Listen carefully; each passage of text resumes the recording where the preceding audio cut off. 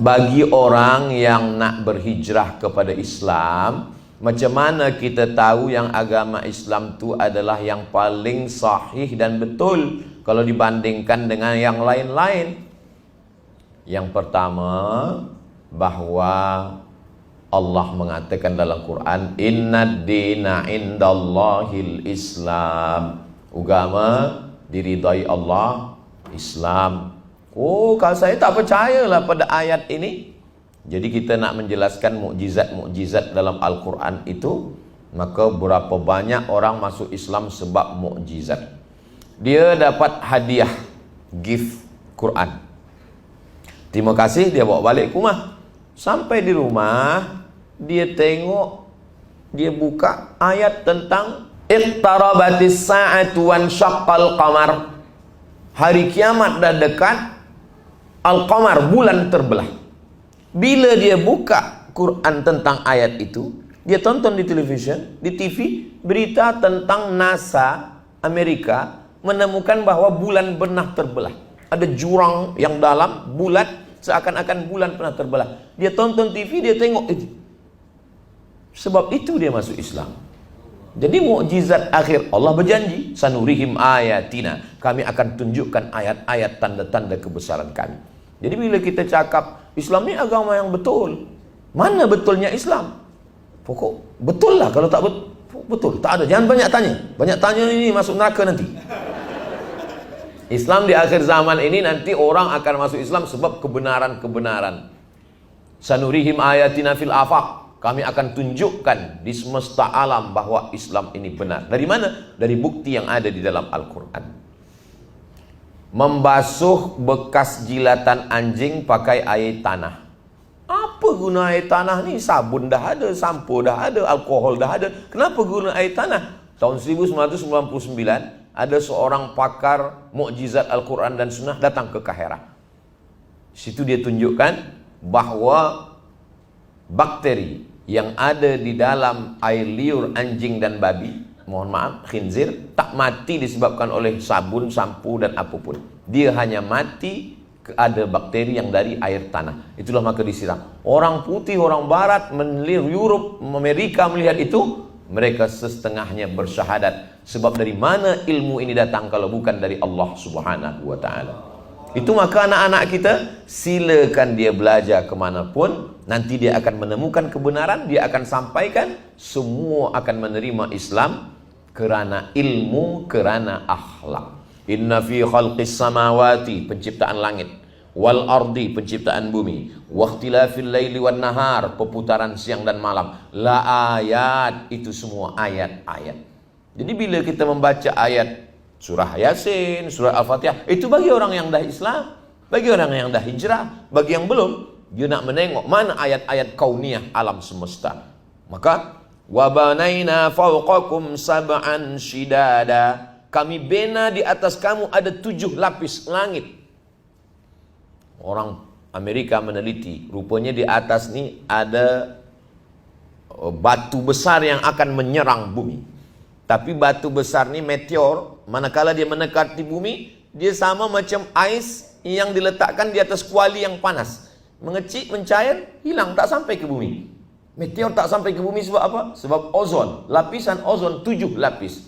Bila dia baca, Allahu Akbar, 7 lapis. Dari mana Nabi Muhammad tahu 7 lapis? Bainahuma barzakhun la yabghiyan, antara air laut Selat Melaka dengan air sungai yang ada di semenanjung, yabghiyan, la yabghiyan, tak berjumpa. Kalaulah air laut itu masuk ke sungai yang ada di semenanjung, maka matilah kita semua. Kita boleh hidup 3 bulan kalau tak ada nasi. Kita boleh hidup 3 hari saja kalau tak ada air. Kita hanya hidup 3 detik kalau tak ada harapan. Maka orang yang putus harapan, cepat dia mati. Maka air tawar tidak masin. Sebab apa? Sebab Allah jaga ada yang disebut dengan bainahuma barzakhun, ada pemisah, sehingga air yang ada di laut tak masuk ke sungai kita, tak masuk ke tanah kita. Siapa ini? Dia baca dalam Quran. Jadi orang yang mencari Islam ini, dia akan terbuka hidayah manakala dia baca-baca ini semua. Ghulibatir Rum, pasukan Rum dikalahkan. Di mana? Fi adnal ardi, di bumi yang terdekat. Pasukan Rom dikalahkan di bumi yang terdekat, maksudnya adalah Dead Sea, laut mati di Jordan. Dulu orang memahami laut yang terdekat ini maknanya dekat dari Mekah, dekat dari Madinah. Rupanya ada makna lain sekarang. Bumi yang paling rendah dari permukaan laut. Dari mana Nabi Muhammad tahu tentang itu? Dia tak pernah belajar. Saya berdua dengan seorang doktor. Doktor ni dia masalah kandungan. Kami bacakanlah ayat, manusia dari nutfah berubah menjadi alaqah, dari alaqah berubah menjadi mudghah, dari mudghah ini membalut tulang, dari tulang ini nanti menjadi manusia yang sempurna. Lengkap dalam hadis, 40 hari dalam bentuk nutfah, 40 hari dalam bentuk alaqah darah, 40 hari dalam bentuk daging. Daging tadi membalut tulang, menjadi makhluk yang sempurna. Rupanya dokter ini pernah jumpa seorang pakar dari Amerika tentang masalah kandungan janin. Dia tanya, Nabi kami 14 abad silam, 1400 tahun lampau, dah tahu proses dari mulai nutfah menjadi alaqah menjadi mudghah. Kata dia, mungkin Nabi kamu tu dah punya teleskop. Sebab mereka tak tahu.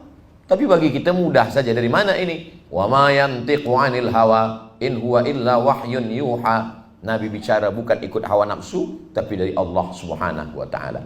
Jadi puan-tuan, sahabat-sahabat yang ada di seni ini amat sangat boleh bercerita, baca buku, bawa para ulama, buatkan filem tentang ini dengan bahasa kelembutan, bukan dengan pedang, bukan dengan marah, tidak dengan tazkirah, tapi dengan menonton mereka. Oh, inilah ilmu pengetahuan. Itu hanya boleh dilakukan oleh orang-orang yang berilmu, dan ilmu inilah yang kita sebarkan. Terbuka hidayah. Ayyahdiyallahu bika rajulan wahidan. Satu orang dapat hidayah, khairum minad dunya wa ma fiha. Lebih baik daripada dunia dan seisinya.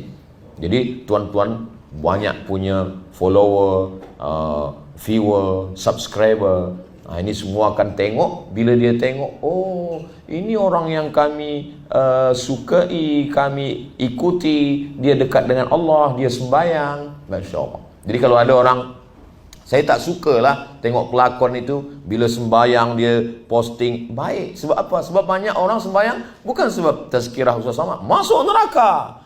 Kata dia, iya kalau neraka tak ada. Kalau tak ada, dia tak percaya. Tapi bila dia tengok pelakon yang dia suka sembahyang, dia sembahyang, aku kenapa tak sembahyang? Posting lah. Tapi saya baru sembahyang Jumaat aja Ustaz. Tak apa. Tak tahu amal.